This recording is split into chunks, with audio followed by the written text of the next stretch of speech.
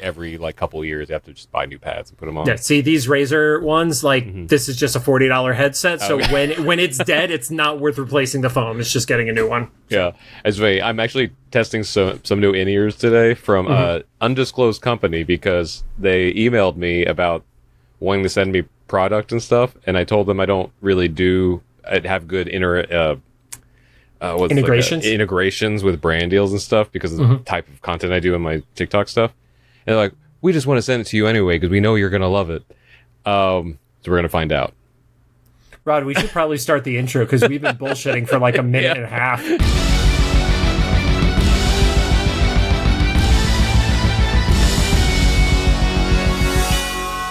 Welcome to Cyclops is Waiting for Me, an X-Men animated recap podcast with Wolverine the X-Men, episode number 13, Battle Lines. Rod just decided to start recording in the middle of us talking, which is always fun because then I look up at the screen, I see the little red dot.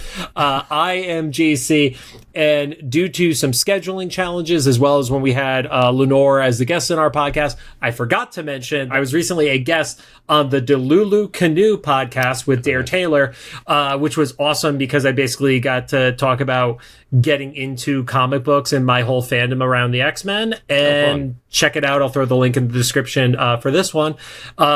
It was amazing talking with somebody about the X-Men who basically had no preconceived notions or knowledge about it. So it was a very pure slate conversation, which was really fun. So interesting. Okay. Yeah. They're a great podcast. We did something with them with 2 comic book days ago, right? Live, because they were another live podcast. Not with them, but we were on the same slate.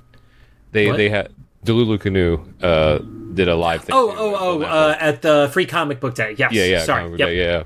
I remember like seeing them, and you already knew them, but I knew some of the people in the podcast, but I hadn't seen their podcast. I was like, this is a great name.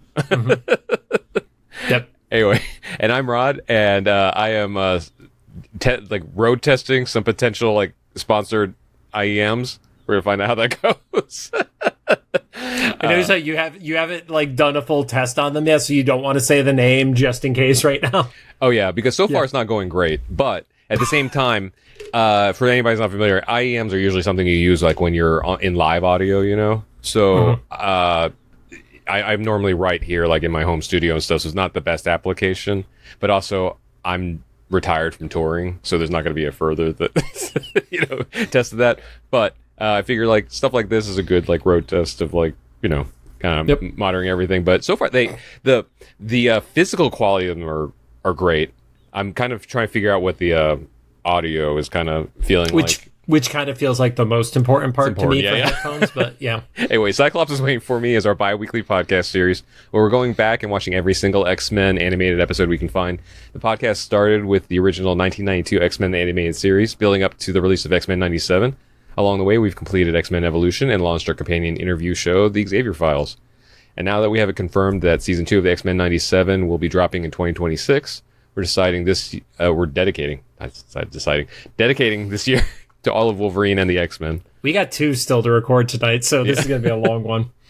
Some quick reminders. We're a recap show about a series that started over 15 years ago. There are going to be spoilers, and if you don't want it spoiled for you, this is your warning. Pause the podcast, watch the episode, come back. We're not currently sponsored or affiliated with Marvel Animation, Disney, or Disney Plus in any way. Wouldn't it be funny if I was like, oh, these are from Disney? All of a sudden, there's just the mouse ears popping out the side that I didn't notice. You know? And because I said something slightly negative, you just see like a red dot. They do own the rights to the Predator, so it would be 3 red dots. Yeah. It'd be a little mouse head. Yep. Oh my God. The fact that hasn't happened, and they did recently just launch a Predator versus Amazing Spider-Man comic. Oh, now really? I just want to see the mouse ears as the the targeting. Yep. Any YouTubers out there that still do sketches? There you go. Warp Zone. Warp Zone. Yeah. And that's it. Unless they have a current contract with Disney, then don't. Nope. Don't forget to follow us on social media at Cyclops IWFM Pod on Instagram, Threads, Blue Sky, and Facebook. And at the time of recording, TikTok is still here. Although we are going to find out from the recording, you guys will know before us listening, because this is going on in a couple of weeks. So as of recording, like 10 days. Yeah. As of recording, we have a few more days before the next like deadline that is probably going to get extended, but who knows? Yep. Real quick, before we get into the show, I do want to shout out our team or our fans who left some comments. I messed up when I was talking about a voice actor. Liam O'Brien from Critical Role does not voice Magneto. Liam voices Nightcrawler. And I said that in our first episode, and then I proceeded to mess it up in one of our more recent episodes. It is Tom Kane who is the voice actor for Magneto. Gotcha. Yes, correct us if we do stuff wrong. I am man enough to admit when I screwed up, especially when it's something super factual that I can't argue against. Yeah, and feel free to correct me because everything I know is anecdotal and from a very old memory.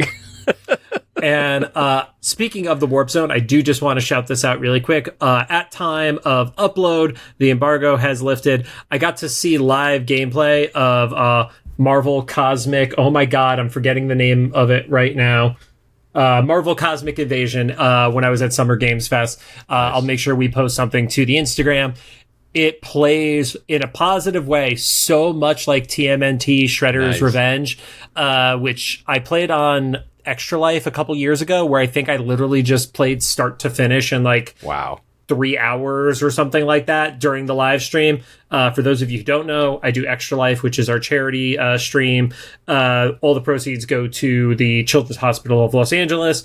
And if you donate $50, I'll throw the link in the description. I have to stop whatever I am doing unless I am working or driving. Those are the limitations. But I would even do it on a future recording of this podcast if the timing worked out. I have to chug a Smirnoff Ice. And for some reason, a couple of weeks ago, 7 of my friends decided to like wake me up with these. So I was literally waking up. I didn't know you kept that going through the whole year. Yeah, it can be donated at any time. There you go. Yeah, so there's no worse feeling than waking up knowing at some point in the day you're going to have to chug a Smirnoff Ice. Whenever you do the Extra Life stuff with the ice thing, it informs me that Smirnoff Ice is still around. Because I feel like I literally just don't see it. I'm just unaware that it's still around. It's not just still around. They've changed the formula, and it's worse. Oh, how? I guess capitalism. But I was trying to... It's now like the worst version of Sprite combined with Mike's Hard Lemonade. It is... Like, it's just drinking acid at this point. So. Yeah, I was going to say, like, I only liked Mike's when I was in my 20s. Like... Yeah, I only liked Mike's when it was illegal for me to be drinking Mike's. Right.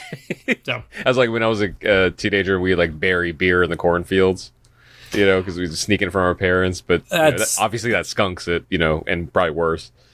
Yeah, that's some fucking farm shit, Rod. Yeah. But now on to the show. Today we're going to be talking about season 1, episode 13, titled Battle Lines, aired on June 19th, 2009. Currently sits on there we go, 8.2 star rating on IMDb. It is tied as the second highest rated episode of the entire series. I'm trying to think if I agree with that or not. Maybe I like this episode. I really like this episode, and just for sake of saying it, there are a few moments in the show that are resembling current events that are happening in LA. We're not going to get into it. If you know, but it would be foolish of us not to at least acknowledge there's a little bit of a, I don't want to say correlation, but there's a little bit of a vibe match on the two things right now. Yeah, definitely parallel. Parallel, there we go. Yeah. Yep. So episode starts off where we get a previously on. We see moments from the time bomb episode, and then we also see more of that nearly impossible ask that Pietro was talking to Magneto about and Rogue overseeing on it. And they didn't explain the hole in the wall. That was my greatest frustration. I still don't understand the hole in the wall. Like, because we see it later. She just walks in the room anyway. So. Yeah. Yeah, security is not an issue in this place. So episode itself actually begins with the MRD facility, and we see a scientist, Dr. Peterson. As far as I could tell, Dr. Peterson is not somebody from other X-Men lore. That's just the generic person. And he specifically wants to go down to Omega level. And Rod instantly was telling me before this started where he thought that was leading.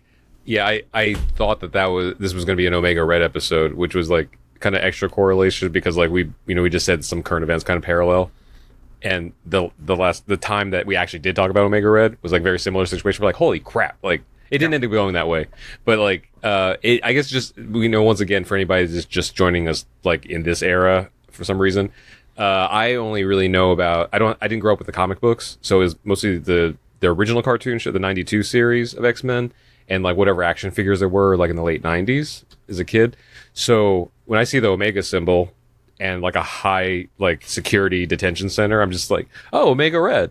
It was not accurate, but yes, that is it's also a fair thing to think about, because this was also the era where Omega as a designation was only really just getting like started. It's not like it is now where it's like very much prominent in the language to it, but that was a thing that was just kind of like establishing the power levels and such. And I think I only found out about Omega level mutants through like you and other friends that are in like the comic first stuff in the last like few years and stuff. Or maybe I say few years, that's a minus lockdown years, so probably more like 7 or 8 years. Yes.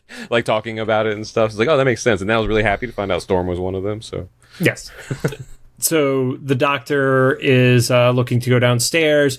A very dumb soldier doesn't realize right off the bat that it's like, why wouldn't this doctor know he doesn't have access to go down here?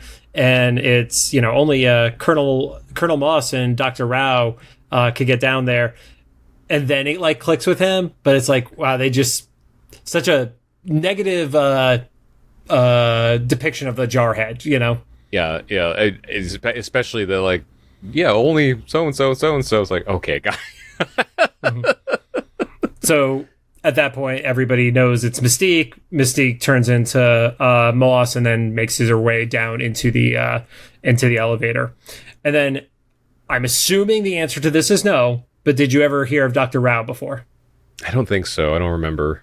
So Rao, most prominent storyline that I was familiar with Rao was Astonishing X-Men #1 from that Whedon Cassidy run that happened in the early 2000s. Okay. They were actually like the main scientists in that storyline, I believe. So okay. If you've ever watched the Astonishing X-Men motion comic, that's the story you would have seen her, if anything. So okay. Yeah, I was kind of not confused, but I was like kind of surprised to see like her in or anybody in there, because like as far as the story goes, it wasn't super necessary.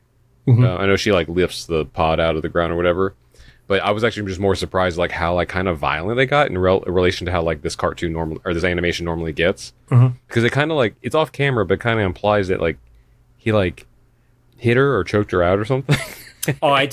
So real quick, he has her raise up the chamber. She doesn't realize who it is. And did you also notice on the screen like the red spiky monster that was on there in the background? Oh, I think I just assumed it was like generic, right? Whatever. Because in the past we've seen like IKEA orders or whatever we said it was on the floor. So I didn't. I noticed something, but I didn't realize it was important until like later. Yeah, and she raises up. Moss says to open it. She's like, "Well, it's literally designed so that nobody could open it," and that's where she realizes something's up. And he smashes her head against the keyboard, and then I got the impression he just like cold-cocked her across the face, like full on like left hook, Yeah, because you see the glasses fly off and then she lands on the ground. I was like, that was strangely violent for this show. There are 2 moments in this episode in particular that are super violent towards women. Because like, normally it's like kind of comedic, like the tranq dart that like shoots her across the room or something, But this was like visceral, like kind of real, like realistic. He's able, or she is able to take a look at the inside. You see the reveal that it is Mystique, and she goes out to Magneto and is like, "We have a problem." And you see just this generic woman inside the holding cell. So yeah, I had no idea what was going on at that point because I'm not familiar with this character at all. That's our cold open. We move into the animated intro, which I actually watched again today. Just to see if anything stood out to me. What does stand out to me is you have a presence for Angel and a presence for Nightcrawler on it, despite the fact that like compared to all the other characters, they are barely in the series, at least from like a prominence perspective. So yeah, Nightcrawler's not in this one at all, right? Yeah, he hasn't been in since he got captured in Genosha. Oh, that's right. Yeah, by Mystique. So Quicksilver is, asking Magneto why he's doubting him. Magneto really quickly throws the whole Nitro incident into his face and is essentially like, no more mishaps. And Quicksilver knows that the Brotherhood is a punishment for him. Are they just kind of like viewed as Magneto as like the merry band of fuck-ups kind of scenario? Yeah, Rogue's just there. Yeah. Overhearing. She doesn't have to be in the whole hole across the room anymore. In her pseudo evolution like outfit too, kind of. Oh yeah. And she wants to know the plan. Quicksilver is basically like, you better not spy on me again or we're gonna have a problem. And the fastest man alive doesn't think to run away from her, and she just does like the quick absorption, and then she realizes that he's going after the X-Men. I had to remember after the episode was over that this is an X-Men that had already like been the X-Men for a good amount of time. Mm-hmm. Because like I think just because we came off Evolution, I'm just used to like amateur Rogue. Mm-hmm. So this is a Rogue that's like, I would even say like more in control than 92 Rogue. Yeah, because, I could totally see that. Because she doesn't like flinch or anything, and then we'll see a couple more times. She's able to control her powers better than the people she takes them from. Mm-hmm. So, and like, yeah, and just pretty unaffected. And I didn't grasp right at the beginning that she had taken his memories. Right. Because she's like, oh yeah. I was like, wait, what happened? Oh, okay, yeah. That's what happened. Because then Domino immediately recognized what happened. Yeah, because Domino comes up as Rogue is walking out, sees Quicksilver on the floor, and just straight up goes into defense mode. And I do kind of wish that Rogue had taken her memories, unless Domino had something planned to like have it backfire on her or something like that, and maybe that's why Rogue didn't do it. But Domino was willingly being like, yeah, take my memory. Also, I would willingly take luck. Yeah, right? It's a pretty damn good power to take. It's not like uncontrollable like eye blast, or anything like that. It's good luck. Yeah. Rogue doesn't take that opportunity and then runs off. Because she still has Quicksilver's powers, so she gets to the mansion very quickly, apparently. Oh, yeah, and that's the thing, is Domino kind of reveals to us that Rogue found out is that the X-Men are going to be detained as part of, like, or taken by or attacked or whatever by the Brotherhood. Right, because it's not because of malice towards the X-Men, it's very specifically that they just are going to get in the way, so they have to stop them from getting in the way of what this larger plan is. Mm-hmm. And then we see the worst flirting in history between Bobby and Kitty. It tracks though for like high schoolers, right? Mm-hmm. And I love her response. Bobby's like, "Hey, you want to get food sometime?" She's like, "We're eating food right now." Dude, you can go see a movie or something, anything. Yep, not what you're literally doing right then and there. And like, do you think she knew he was hitting on her, or she was just being snarky back, or do you think she's like oblivious to the fact that he actually likes her? So it's hard to tell because of the snark in this one, I feel like.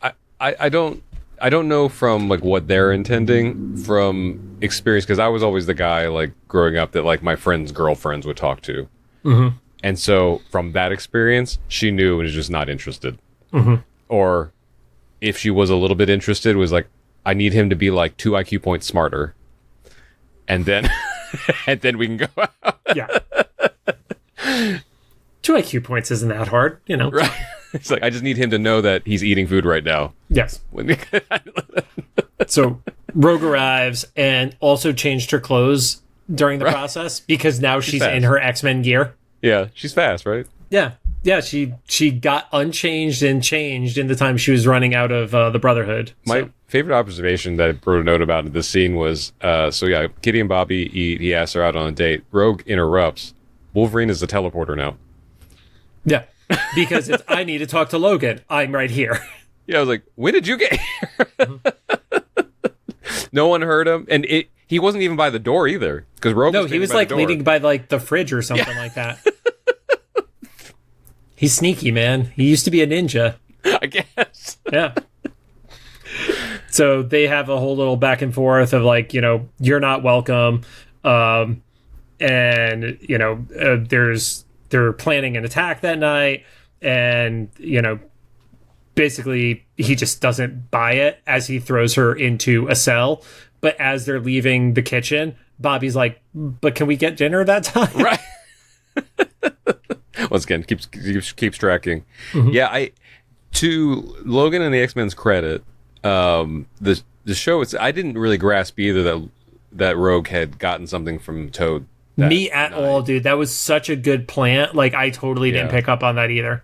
Yeah, so that was, I was like, oh, you were meant to be a double, you purposely meant to be a double agent and stuff. And I guess that goes back to what you asked, like, either the last episode or the episode before, about like why there's this back and forth distrust between her and Wolverine. Right, which we haven't still gotten that resolution, but now it's like, okay, now I understand her having a plan as opposed to it feeling like it was random, like her just joining after almost being mugged by them, you know? Yeah, and that's why she didn't, because Wolverine even asked, like, why you should have, you know, involved us, and she's like, I don't really know if I could trust you. Mm-hmm. So they covered their grounds in previous episodes with this. Yeah, I love a throwback to like a seemingly innocuous moment that ended up having a solid payoff.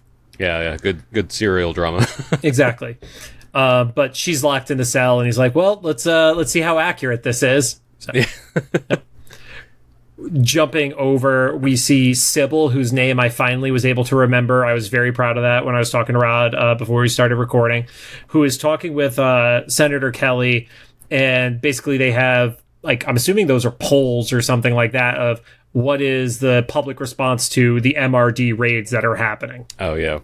Mm-hmm. Yeah, I have very little notes for that section. Yes. But there's also... positive side note, though. Look at little Princess Lucy's legs here. She's posing like a French girl for everybody. You're on the video version. Yeah. That's honestly the main reason why to watch the video version is the cat. Yeah. She's so cute right now. She's zonked out right now, too. But Sybil also mentions that congressional support for what they're doing is beginning to wane, and then Blink and Magneto teleport into the room. Oh, that was Blink. Okay. Yep. Purple and green with little shiny pink things is Blink. So this is another thing that's kind of messed up about my introduction to characters. I probably saw Blink before, but I'm mostly familiar with Blink from the TV show where that one girl played her. So it was like a more like Fox TV, you know, gifted, like right? Mute color kind of vibe. So any other time you might have seen Blink, she almost always has either short hair or like honestly like my length hair, or it's like in a ponytail. It's usually not like it kind of gave me vibes of the Misfits from Gem and the Holograms. Like it was like rocker hair or rocker chick hair. So I was surprised. I didn't know that power set was like throwing the teleporting thing. That was kind of cool. Yeah, the little crystals are what creates the teleportation stuff. Nice. So yeah.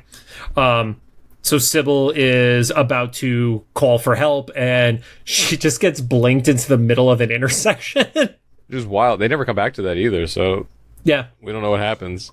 Yeah, I mean, she had some close calls, although I will say that was where one of the animation mistakes happened, because at one point it's really, really clear that she is like in the center of the two lanes, and then they do a pullback, and when they do that, she's only in between two lanes that are going in the same direction. Yeah. Yeah, it was like a subtle thing.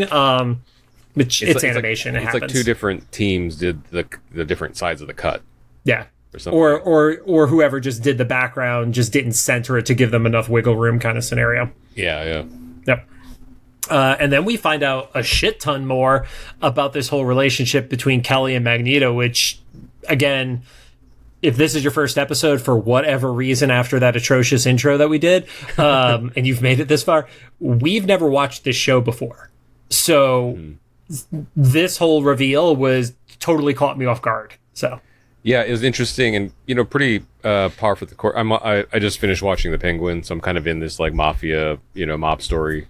Also, anybody who hasn't, watch The Penguin. It's fucking good. It's so good. I had no idea. It took a little bit to get into. I will say, like, I think episode 4 was like, dang. But then, holy crap! And side note, I know this is not popular opinion, but it's just mine. Don't speak for anybody else. I think the Penguin show is better than the movie The Batman. I agree with you on it. I enjoyed it way more. Mostly because the parts where the Batman was like, were the darkest and grittiest ever. I feel like they never quite went there. And the Penguin, oh my God, went there on several occasions. Anyway, in this one, it was interesting to see that kind of like mafia deal going on. Also had Clancy Brown in it, like this showed us. Oh, really? Because remember, Clancy was the mob. Is it Falcone? Oh, is that who that? Okay. Yeah. And then he's the voice of Sinister in this. So. Oh, okay. I didn't put that together. There you go. See, there is a connection. It wasn't completely for me. But yeah, I like the kind of the mafia dealings going on where it's like, oh, so the reason Genosha is able to exist is because Senator Kelly has kind of arranged this like weird like mob like, not even truce, like exchange. It's a people trade going on. But then it's like, well, remember how when we talked about the dash and drop from a few episodes ago, where Kitty yelled, "Don't give them to Magneto." That's what they were actually fucking doing. Yeah. Oh yeah, I didn't put that together. It was like, oh, that line, which stood out to me, had a legit payoff, and I was like, holy shit! Like, props to the writing team on this. And like, I'm sad there was like network drama that related to this show not going further. Because it's really well fucking written, man. It does seem like they had the whole season laid out beforehand to have all this stuff, But I also love how here Senator Kelly really believes he's more powerful than Magneto, which is a bold place to be, especially when it's just you and him and his people. Like, Senator Kelly has nobody there with him. Yeah, like, Magneto could have killed him very easily if he wanted to in that moment. There's nothing Kelly could have done for that. Or worse. Like, I feel like a lot of times we see Magneto, he figures out something like worse for the person, like reputation wise, or like, we saw it in 97. Like fly these people up into space. Yeah. Give a long speech or something or whatever. Like, yeah. But the reveal is that Magneto knows that there are mutants that are more powerful that Kelly's not giving them, and Kelly's like, well, yeah, I'm not going to give you the equivalent of atomic bombs. Which could arguably be like, kind of parallel to like just evergreen issues internationally of, WMDs and stuff like that. Yeah. And then they say, all right, cool. Let's see how this goes for you, because we've already started. And then we get 3 different MRD locations, with first one in the Midwest had Pyro and Senyaka, the guy with the whip.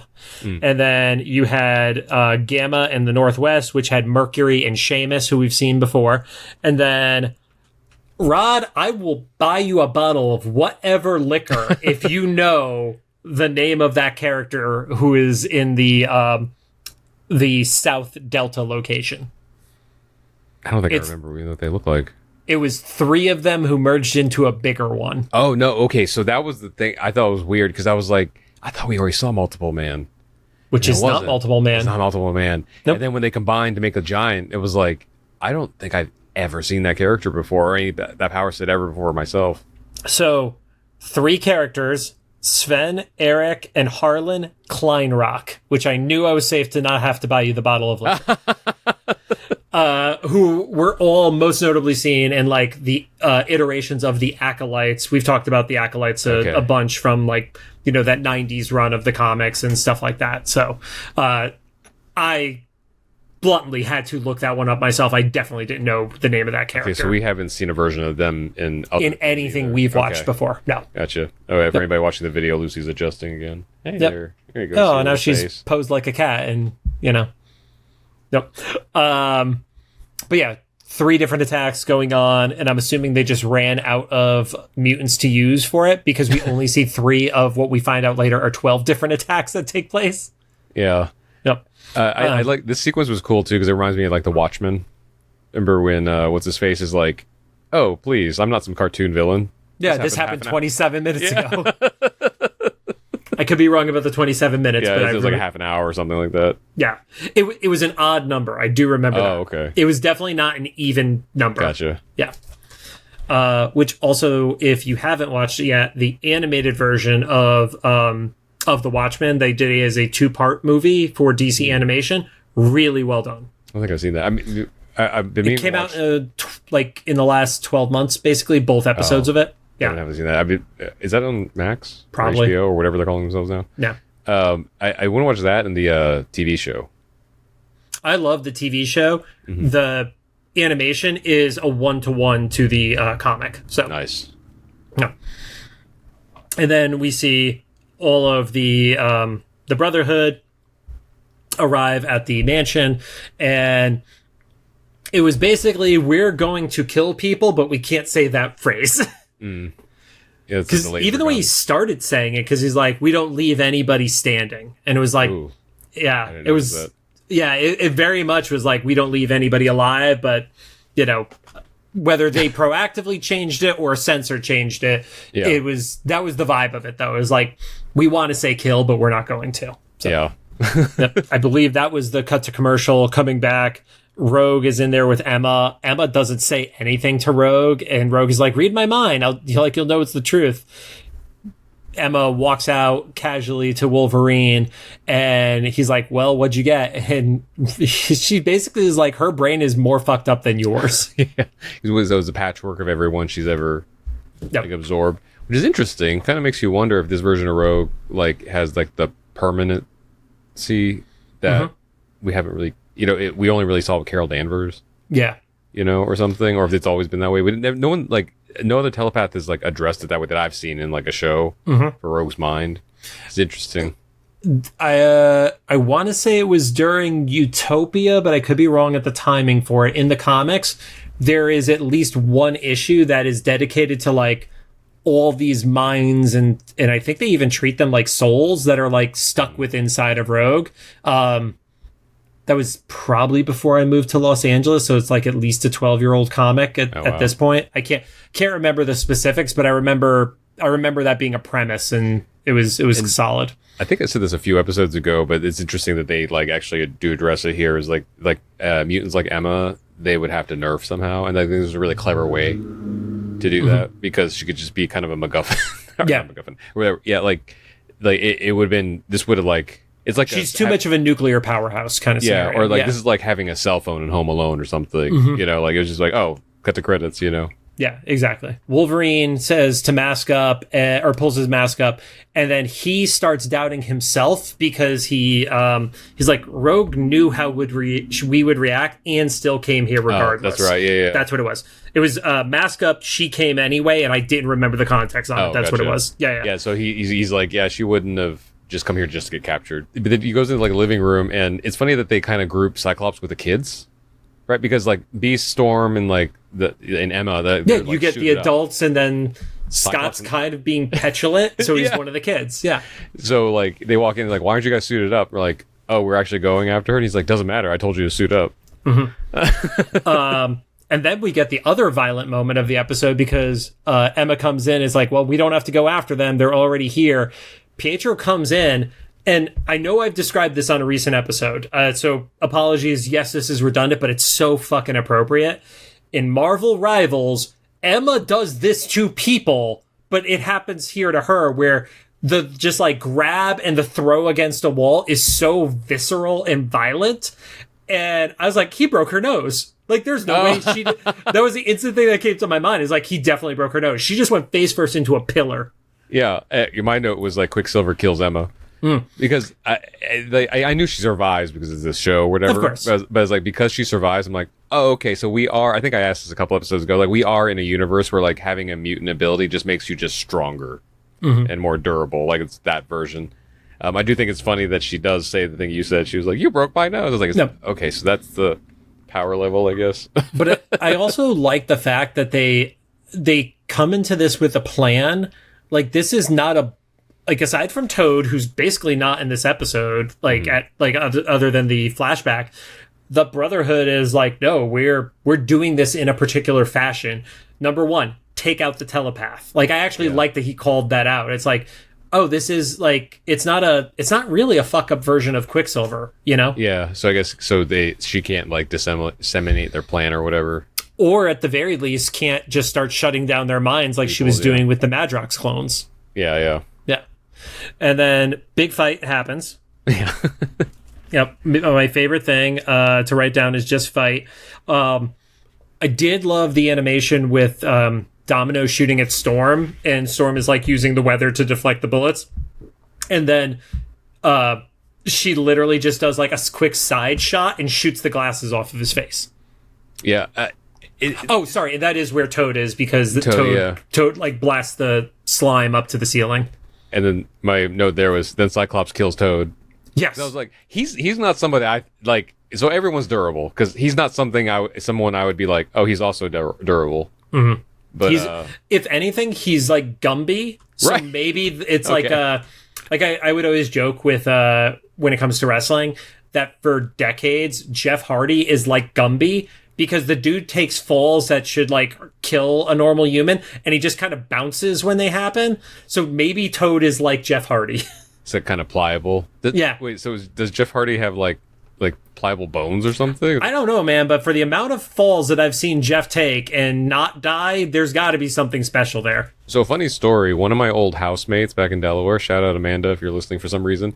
For some reason. She has, well, it's just because I haven't talked to her in a while. Of course. I don't know if she, yeah.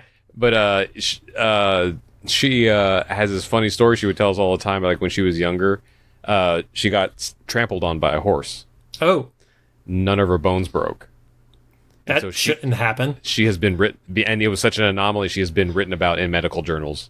So she may actually be a mutant. Amanda might actually be a mutant. She's an early version of a mutant then, yeah. Yeah. You know, there's just a bunch of back and forth going on, and at one point Blob looks like he's going to throw a cannon or going to cannonball himself onto Logan, and proceeds to go through multiple floors of the mansion, ends up knocking himself out on the landing when they go through the floors and hit Rogue's cell.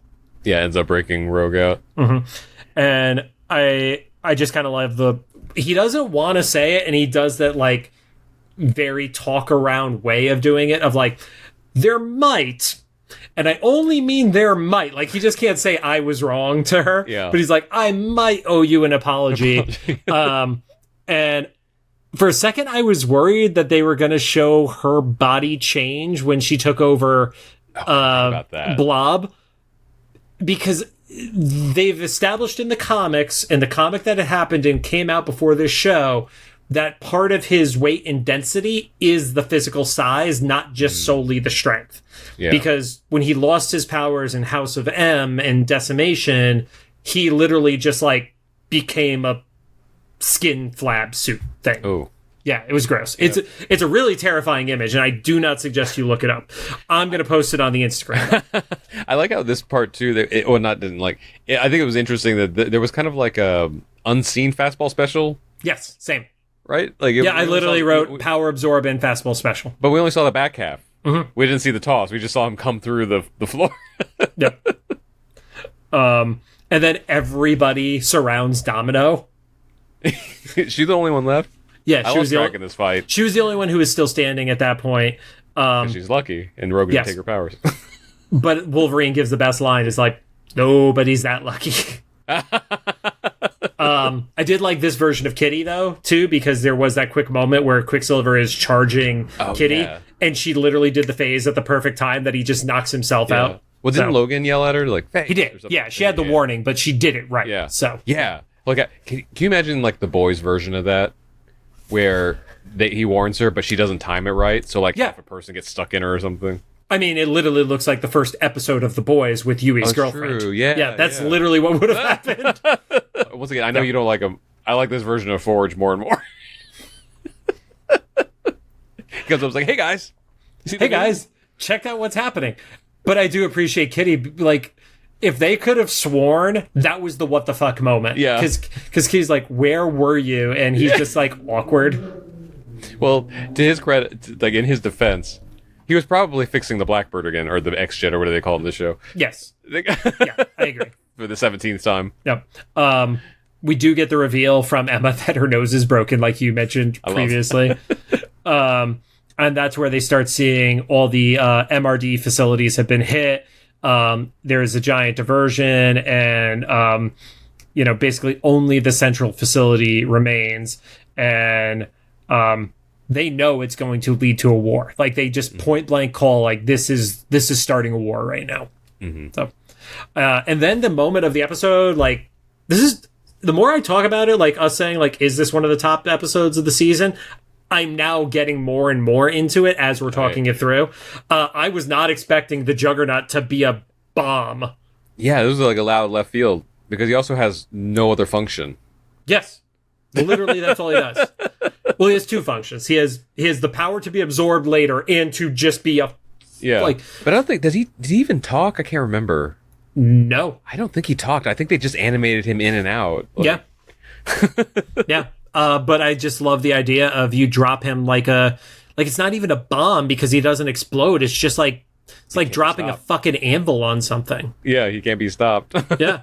But he goes all the way down through the MRD facility, gets to the bottom floor, picks up the contained mutant, rips the door off, and then you see that it's this girl, and he puts like this little tiny device on the back of her neck, which at that point, I didn't have any clue what it was. I thought it was a tranquilizer, if anything. That makes sense, yeah. But, we find out later it's like the opposite, because we see that. Then that's when I connected what you're saying on the screen with the red monster and stuff. Right. Like, oh, now kaiju's taking over the city. Right, because her eyes flash. You go over to the Blackbird, which is on their way to the MRD, and then a fireball shoots at them. And I was like, is she shooting fireballs? Is that like her power? And then you find out that the fireball was just her launching the Juggernaut. Yeah, and then everybody finds the Juggernaut, and they're like, this is a problem. Because they found the unstoppable Juggernaut stopped. And then at this point, I still had no idea who the character was supposed to be. And the closest equivalent was Armor, who's one of the New Mutants. I know I've talked about her in the past, that she gets like encompassed in this giant red armor. But like it's never like a big kaiju design or anything like that. And also she's always a good guy, basically. So it didn't make sense that it would be Armor in this scenario. Also, it would have been really insensitive to do a race swap on the character too. Oh, was she another ethnicity? She's Japanese, so yeah, it would have been a little, especially at the time, like even like that would have not gone over well. Yeah. So is this character? I know they say later that her name's Tildy. Does she have like a mutant name? She does not have a mutant name, but she also debuted in Astonishing X-Men #1. Okay. In 2004, she had the ability to make these red monster demon things appear out of her nightmares, and it accidentally killed her parents. So I think this was the PG version of that, like that version, or that the way of doing that character is instead of something that like she's asleep and it happens and they're like little demons that kill parents, it's like big monster to not have it be so brutal, I guess. That sounds like very close. I know it's a different power, but it sounds very close to, I can't remember her name. She was in that awful New Mutants movie. And then we also saw her in one of the shows we watched. Danny Moonstar. Yeah. I know that's like nightmares basically, right? But yeah, I mean it's the monster thing killing her parents kind of like. Mm-hmm. Yeah, I would agree that it has a similar power set to it. But you also got to remember, from a comic perspective, Danny debuted in the 80s in New Mutants #1, or what was it? Marvel Presents New Mutants. It wasn't even like it was a whole different format. And then this character would debut in the mid 2000s. So at that point, you were getting repeat power sets too. So, yeah. Yep. And then I put Godzilla fight, and lots of people die. Yeah, but at the same time, they show an abandoned city, basically. Like, there's people there until the kaiju stomping around stuff. Yeah. Sure, why not? Yeah. But just, like, buildings getting ripped apart. Obviously, the X-Men kind of, like, go on crowd control and are, like, saving people and things like that. But, yeah, man, like, that was some collateral damage shit going on. Emma tries to read the kaiju's mind, and she says there's too much static. So they're doing a lot of like, I feel like that one's a little less creative than the Rogue One. The static part, yeah, they're doing more like kind of nerfing. Mm-hmm. When you're seeing people like saving people in the city, my favorite was Kitty freaking out that lady. Oh yeah, because she like saved her, phased her as the car like bounced over her. Yeah. And then like the woman gets freaked out and like runs away. Yeah. Which honestly, I could see that. I would do that too. Yeah, or just pass. I would probably pass out. Because you'd be like, what just happened? Yeah, it's just like a total fainting moment. I think I would have just assumed I was dead. Like if I saw a car coming at me and then I didn't feel anything and I was still standing there, I'm like, this is how it feels. Nope. Like, Yep. Logan like goes towards its chest, is able to see that there's like a girl inside, and then just the power coming from within it zaps him off. Emma is able to finally, like maybe from Wolverine cracking the armor is how I interpret it, is able to understand that it's Tilby, and that whatever device is on her is what's causing her to lash out like this. They don't go back to what that device is. It's just supposed to be a general like irritant or something.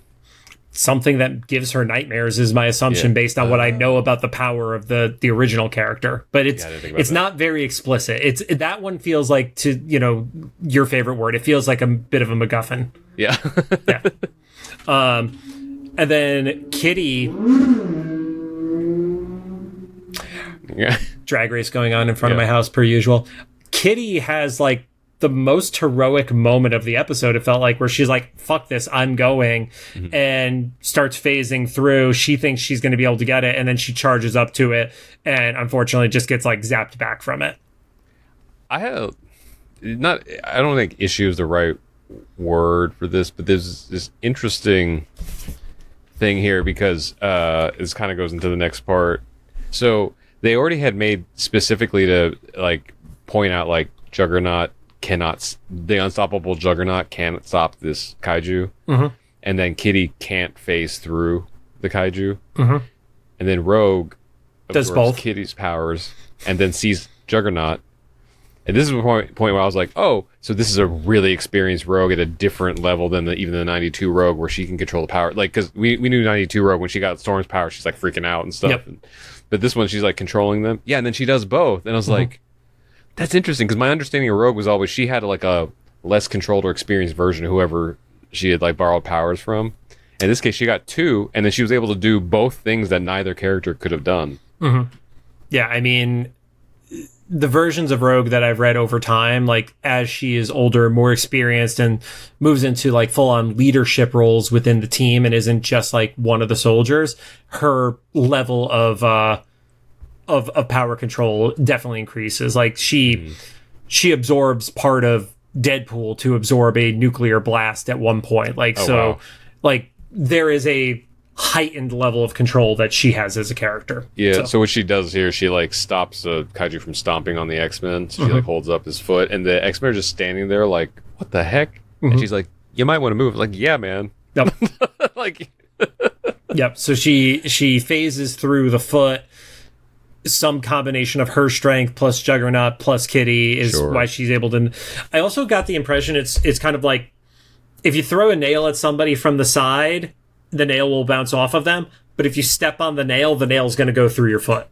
Oh, so essentially like Rogue was the Lego that the kaiju stepped on. I'm using nail because of the piercing element, but yes, yeah. Yeah, because I feel like even like the strongest person will like be taken down by a Rogue Lego. Dude, there's a great meme that's been floating around lately where it's a D4 die, so the one that's shaped like a pyramid, and it's like, oh, you stepped on a Lego. That's cute. This thing is literally like a caltrop going into your foot. My only experience is stepping on something that hurt when I was a kid in the late 80s, so like the first Tim Burton Batman, the Batmobile toy that came from that. Oh, the one with the really sharp edges? The fins. Yeah. My brother had that. And I stepped on it. And then he didn't. Yeah. Well, he still had it afterwards because I stepped on it, and that thing put a hole in my foot as a kid. So anyway, toys in the 80s were much more dangerous and fun. It's true. Yeah. Outside of Boba Fett not being able to shoot his the spring-loaded missile, everything else was dangerous back then. So. Yeah. Unless you got one of the limited ones, right? Yeah, which are worth millions now. Yeah, and you're not listening to this. You're like in your mansion. If we have a millionaire and you would like to sponsor our podcast, please hit us up. Yeah, so Rogue is able to kind of like float through, gets to the girl, pulls the piece off of her, and the girl Tildy wakes up and she's like, I can't stop it. And Rogue absorbs her power, which again, Yeah, really to your crazy. point of you have to have an absurd amount of control to be able to contain what is going on from this girl's powers right now.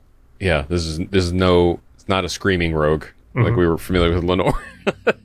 Yes, it is definitely a very different version of Rogue as a character. So, she absorbs her, and then they're on the ground, and she's holding on to the girl, and we're the X-Men. They give them like the heroic moment right before we go to dueling politician speeches to end the episode. It's great writing. Senator Kelly giving a press conference and Magneto addressing Genosha. Yep. Militarizing Genosha wasn't on my bingo card for this, but that was interesting. Also, we see for the first time in Evolution Polaris, because she was in the background next to Scarlet Witch, and I don't believe she was in that other Genoshan episode. Oh yeah. Oh, you mean Wolverine? Or was she in Wolverine and the X-Men? And I fucked it up. That's what we're watching right now, right? Yes. Sorry. Okay. Leave that one in. That's fine. Yeah. No, I noticed that too. Scarlet Witch and Polaris were like right behind. Yeah, because she was not in the tour episode or anything like that, right? Yeah. I don't think so. Yeah. I don't remember her being in it. I don't think so either. I feel like they would have been way too overpowered to have both of Wolverine's daughters in that episode. Like, Nightcrawler is cool, but he can't do shit against Magneto, Polaris, and Scarlet Witch. Yeah. Yep. But yeah, there's like huge crowds on both, and then you get the. I don't think I had realized the Sentinel that was shown in like the second episode. That was the second episode with the Sentinel, Something right? like that, yeah, with the crawler, right? The one that looked like a scorpion. I had thought they had already had Sentinels out there. And this was, no, here's our first public reveal of an actual Sentinel. Yeah. It makes sense not going back on it is like that was the prototype that like was like the beta model or something. Mm-hmm. Is that right? Is that how you do programming? Is beta? Yeah, beta, right? When Alpha, beta launch, yeah. Okay, yeah. So it was the one that like failed, but yeah, and now they have like the humanoid, like. I do like how confident they are about it because it almost kind of gave me this like Titanic energy. Oh, like it's so strong it can't fail? Yeah, they're like, oh, this will level the playing field. I'm like, says who? Because that robot is very tall, but it looks like maybe 10 or 15 feet, right?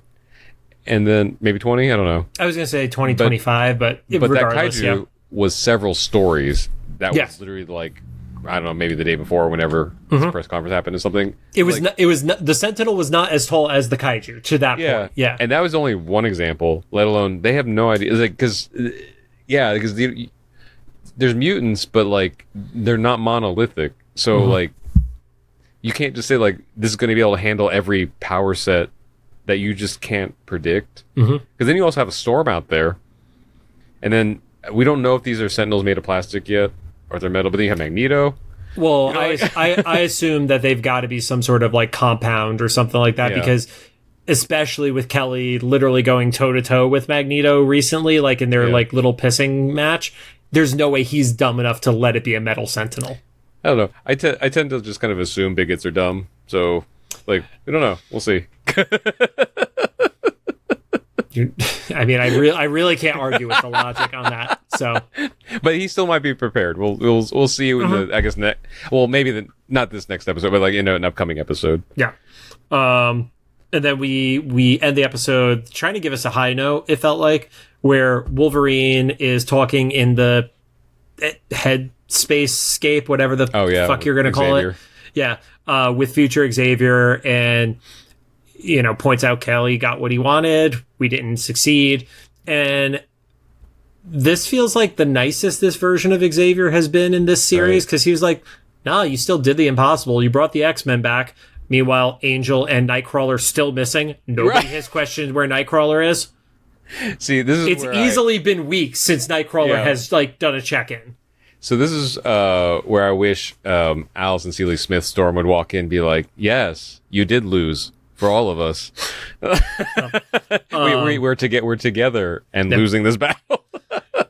But it's also the moment of like, well, the school is back, which is fully repaired, despite the fact that Cyclops the previous night had blasted a massive hole through the room that got taken out with an avalanche. Yeah, there's a big fight and everything. Yeah, and like Emma's face in the column.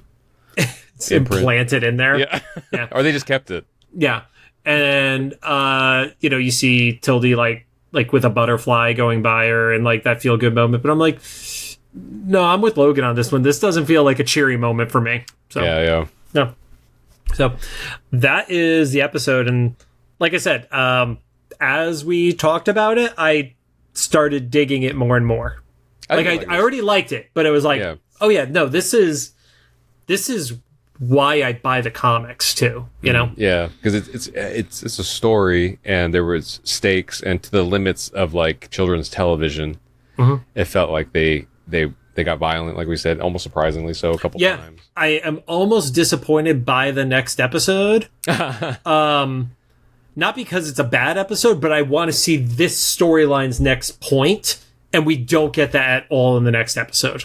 I'm kind of, now that I know I just said, like, we'll see in upcoming episodes how the Sentinels are. Now I'm kind of wondering if we are, because I've forgotten that there's no next season, and they're not going sequentially, because the episode before this one, it left on the cliffhanger of Jean Grey being found.